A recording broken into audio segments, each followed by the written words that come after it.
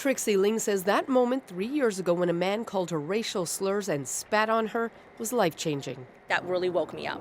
I think that was the catalyst for me to be really angry and to not be silent, to talk about it. They started sharing, this is what It motivated her to start a charity helping immigrant women. I want to see funding, I want to see resources, I want to see action invested toward community-led initiative.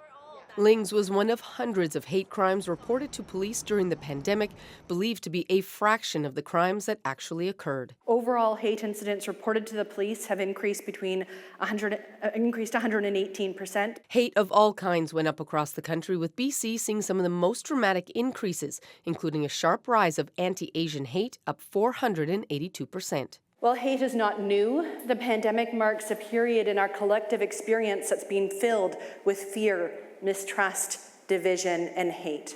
The report calls on the provincial government to create a more coordinated response, the police and courts to do more in terms of prosecutions, and for more education in schools. Ever met a rabbi before? Wow, that's okay. I'm it. As the report was released, a group called The Other People, representing several ethnic and religious backgrounds, was in a Vancouver high school. The man behind the group says the report didn't go far enough. Racism is not going to be dealt with words, slogans, or posters. We need to have specifics as to how to break down, which is why we're here, because we want the students to meet a Muslim, to meet a Sikh, a Jew, a black individual, and so on, face to face.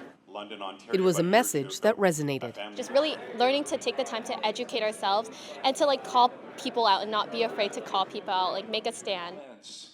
And that is the only way advocates say change is going to happen. Susanna De Silva, CBC News, Vancouver.